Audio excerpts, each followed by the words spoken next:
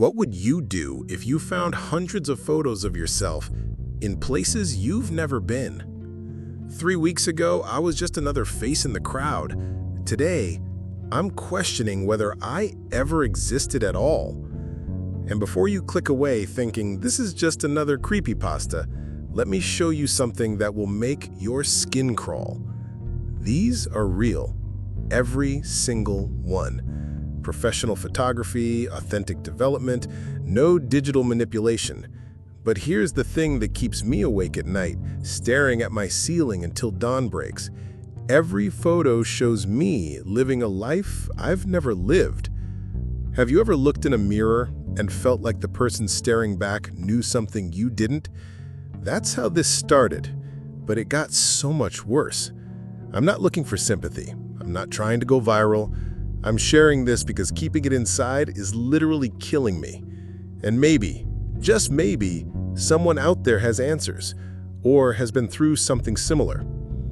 It all began when I inherited my great-aunt's house.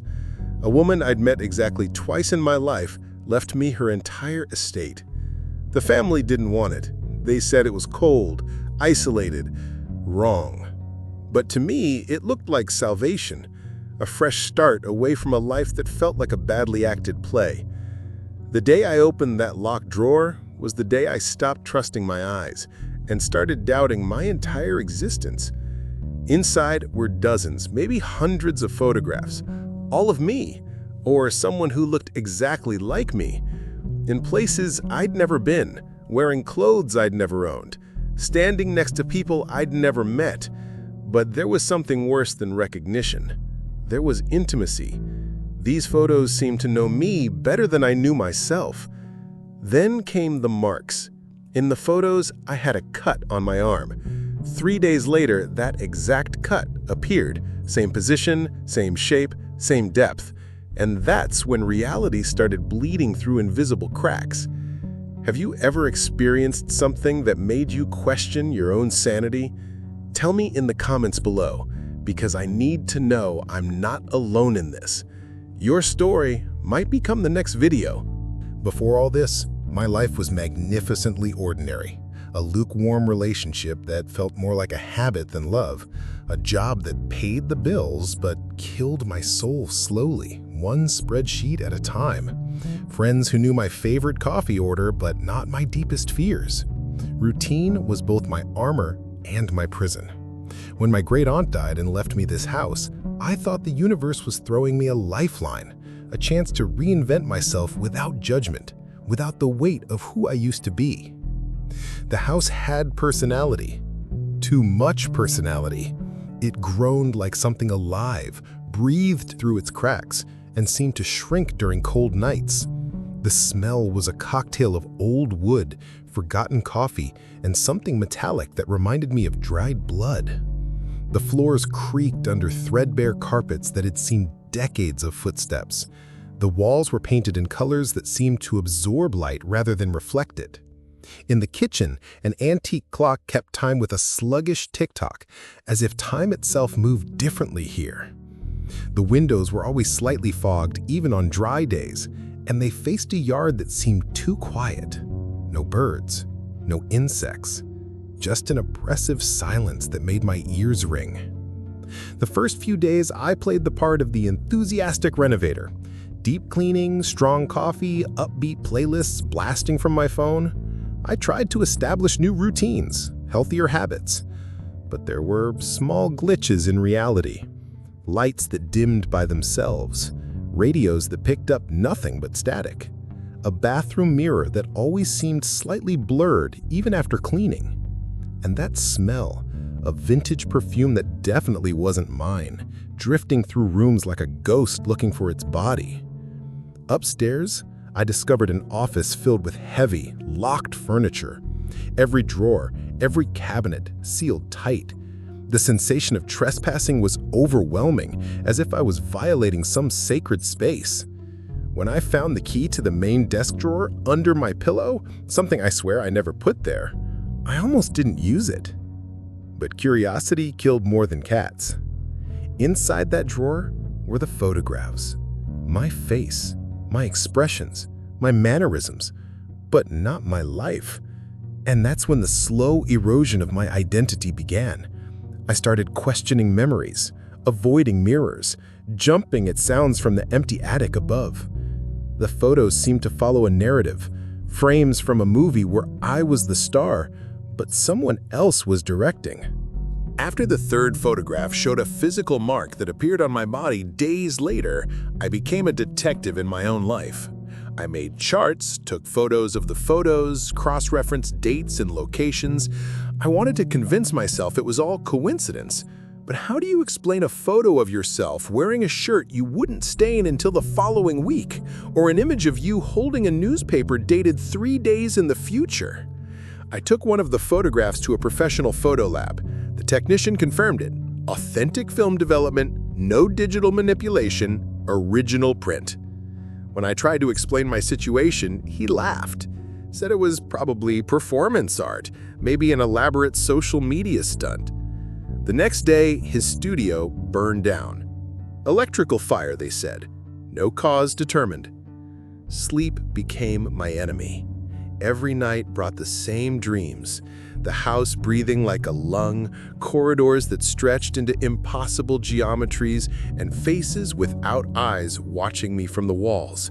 I'd wake up with a metallic taste coating my tongue, my body aching as if I'd been running for hours. I lost weight, started stuttering for the first time in my life. My hands shook when I tried to hold the photographs. I saw a psychiatrist. Dr. Sarah Chen came highly recommended, with credentials that filled an entire wall. I told her everything, showed her the photos, described the dreams. She prescribed medication and scheduled weekly sessions. But during one appointment, she opened a file folder, and inside was another photo of me. Recent. I was holding a scalpel, my eyes black and hollow. She claimed she had no idea how it got there. That's when the shadows started moving independently. I began seeing myself in peripheral vision, always just out of direct sight. I'd hear my name whispered through the plumbing, echoing from inside the walls. Friends started avoiding me. They said I was becoming paranoid, obsessive. Some suggested possession. Others blamed a psychotic break. I started doubting everything. The passage of time, the texture of objects, the line between what I felt and what I saw. One night, I caught my reflection waving at me. I hadn't moved my hand. The reflection had acted on its own. I smashed the mirror with a lamp, and behind it, embedded in the wall cavity, were more photographs, all recent, all of me doing things I'd never done. The house began to change. Rooms appeared that I'd never seen before. Doorways led to spaces that shouldn't exist. I'd walk down a hallway and find myself back where I started, as if the house was folding in on itself. The photographs multiplied, appearing in places I'd already searched. Kitchen drawers, inside book pages, taped to the underside of stairs. I tried to leave, packed a bag, got in my car, drove for hours, but every mile looked identical. The same gas station, the same billboard, the same homeless man who said the exact same thing every time I passed. You're already dead. You just haven't accepted it yet. The worst part wasn't the repetition. It was the growing certainty that I wasn't going crazy. Something was systematically unraveling my existence, and I was powerless to stop it. The final piece, if there even is such a thing as final anymore, arrived in an unmarked envelope slipped under my door. Inside was a single sentence: "You're ready for repetition day." Attached was one last photograph. I was in a coffin. My parents were crying, friends I hadn't seen in years stood around the grave. In the bottom corner, a date stamp, 3 days from that moment. I ran. Not physically, I'd tried that before. I ran mentally, emotionally, spiritually. I tried to escape into denial, into rage, into anything that felt like control. I burned the photographs in the backyard, watched them curl and blacken. But when I went back inside, they were there again, pristine and accusatory. I called everyone I knew, My parents didn't recognize my voice. My ex-girlfriend said she'd never dated anyone with my name. My boss claimed no one by my name had ever worked at the company. According to the world, I was becoming unpersoned in real time.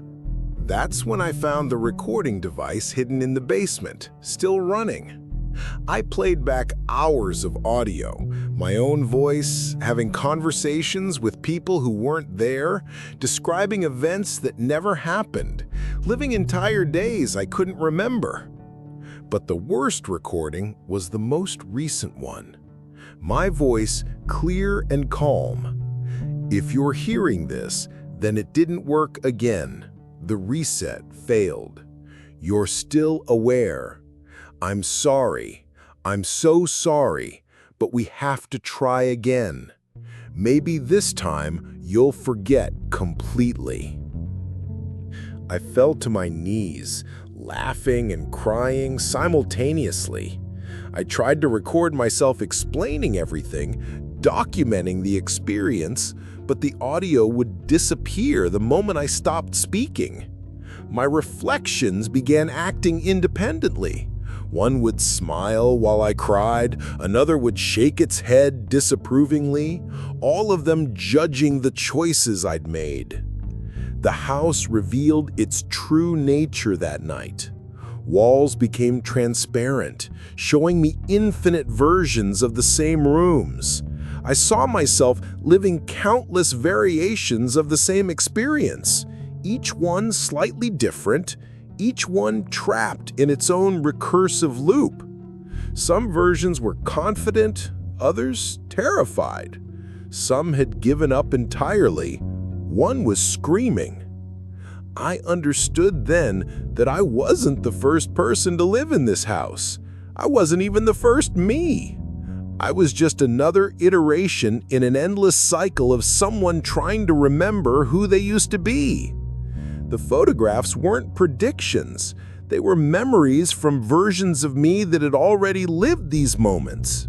The house wasn't haunted. It was a recording device, playing back fragments of lives that had been lived and forgotten and lived again. I am not going crazy.